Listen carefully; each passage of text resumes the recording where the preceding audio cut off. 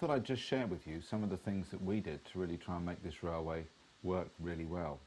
What they're about, I suppose, is, as you all know, when you run your railway, the engines stop 1 in 10 times, the rolling stock comes off the points 1 in 10 times. And so we went through a whole sequence of pretty much a learning curve that's taken us 5 years by trial and error in some areas to achieve a level of operational running, which still has its glitches, but on the whole, it works really well for us. And I thought I'd just share with you some of those operational techniques. But I must stress that it isn't required to run DCC. This is simply if you're a bit sort of fanatical about trains like me and do not want to be running around picking them off up the track and shoving them and nudging them a little bit, then these things have put us in good stead. So here are two identical Bachmann WDs, except they're not. The front one is as purchased and chipped, and the other one is is modified by us here at McKinley Railway to basically make sure we have really reliable running. The first important thing I suppose to let you know about is the weighting. On these engines, as shipped, this combined weight of this engine and tender is about 410 grams. This engine here weighs over 540 grams and it's been weighted with lead both in the engine and in the tender. That weight combined with additional pickups, if I turn these two engines over now and put them in the cradles, you can see the one that we've modified has got pickups on all tender wheels, in addition to the pickups that come as factory standard on the engine itself. The combination of the weight and the additional pickups on this locomotive make it the star performer. In fact, we've got 5 WDs on this layout and they never conk out. The wheels can get filthy and nothing stops them picking up and trundling along and delivering their loads reliably every time. We don't use the rubber traction tyres. We found, firstly, that they reduce the number of pickups that you've got on a train. Secondly, they can leave deposits on the track in terms of rubber deposits. And thirdly, they tend to wear unevenly and stretch, so you tend to sort of get the train starts to oscillate on the track. So we just generally avoided those things. And probably the most important part of it all is we never use any oil. Now, people probably sort of die of fright at the idea of not oiling their precious models. But we avoid oiling these engines at almost all costs, unless there's something seriously wrong or it sounds a bit squeaky, or the performance drops dramatically. Then we will take it apart and look at it. But we never oil them, because the oil gets on the track, and once you get oil on the track, you've just got a whole process of disasters. Going on now to another aspect, which is to do with occupancy detection with the trucks. One key thing that was important with these trucks was that we need to know where they are. If you remember, we talked about the BDL-16 being able to identify occupancy on the track from an engine. Now, the truck wheels are obviously isolated for good reason, otherwise they'd cause short circuits. But what we had to do was find a way where if you put the truck on the track, if it broke away from its train, it would register through the BDL-16s that I mentioned earlier, so that there was occupancy on the track.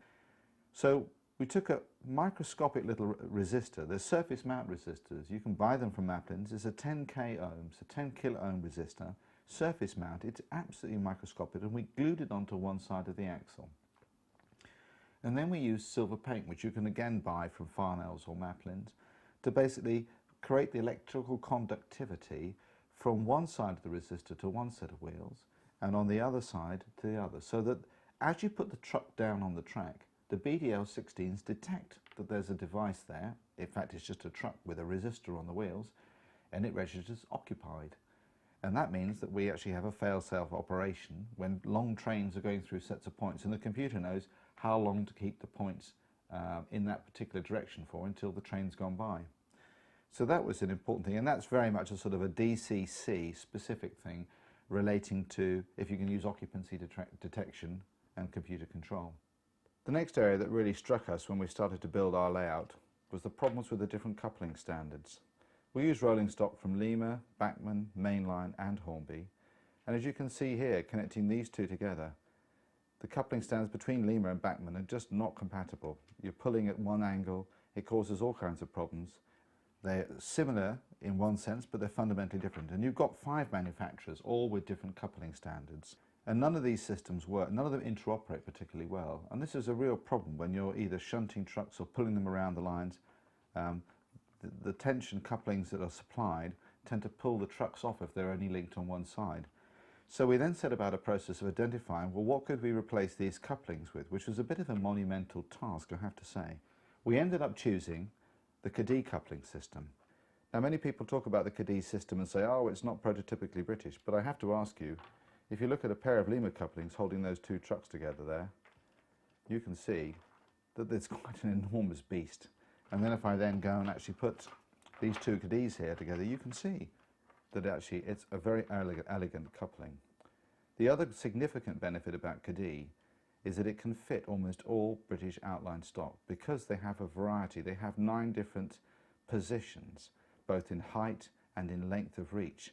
You can achieve quite close coupling and realistic methods of attachment between the trucks, and I think it actually looks somewhat more realistic. And the other beauty is I can attach any truck to any engine, to any other truck, without fail. It just works. Another aspect about trucks which is important, or rolling stock in general, was to do with weights. We find, if we take here, this is a standard Bachmann 16-ton mineral truck, and it weighs 25 grams, or 1 ounce to the other world. And we found that as we trundled these trucks around the layout, they came off, they wouldn't work. And when we were over in the US, we found that the NMRA had a standard for weighting their trucks. When we tried that, we found it was too heavy actually for us. The British engines just wouldn't pull that kind of weight. I think because in America they tend to stick 4 or 5 engines on. We halved that. So what we've ended up with is a methodology where we use these lead weights which we insert in the bottom of the trucks. And for example, you can't see it. If I now show you one that's been weathered and has a coal load in it, there's no difference whatsoever. You just can't see that weight whatsoever.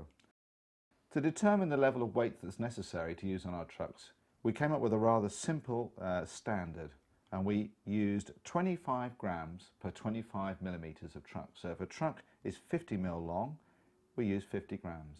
Or in old talk, it's about 1 ounce per inch.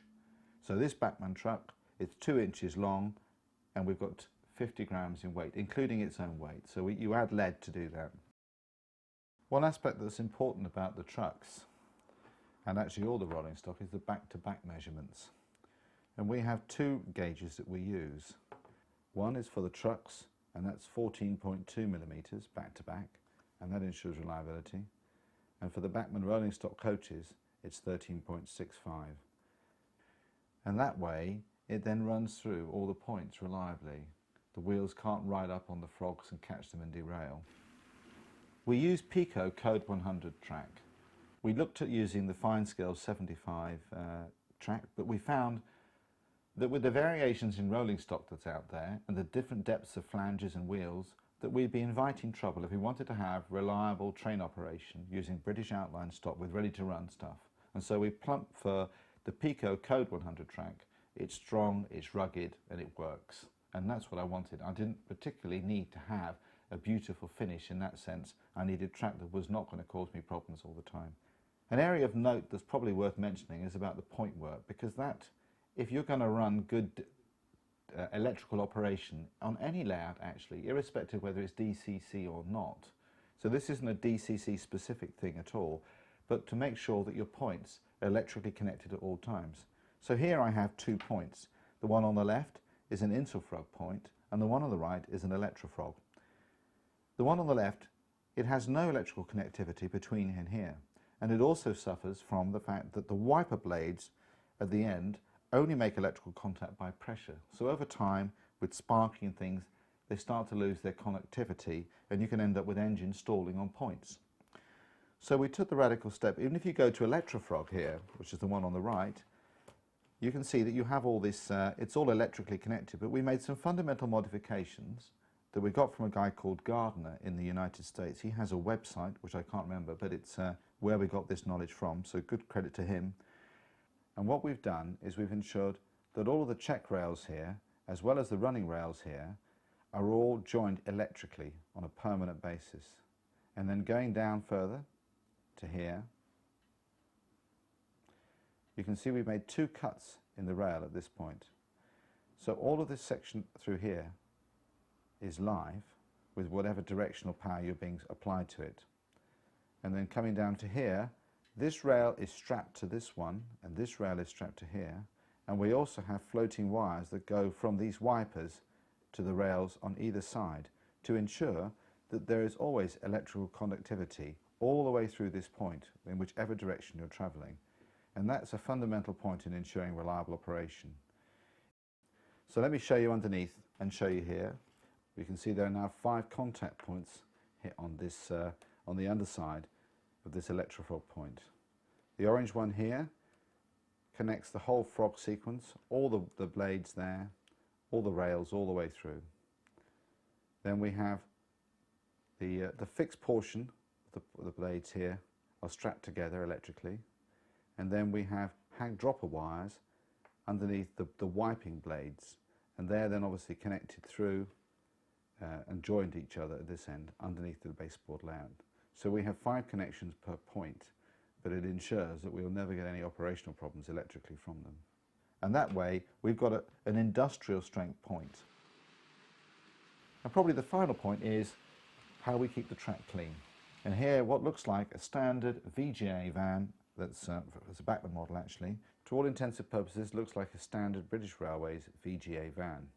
But underneath it we've attached an abrasive board that's supplied by Roco on their trucks and fitted it to the underside of this truck, so as we push it around the railway it scrapes the track constantly and keeps it clean.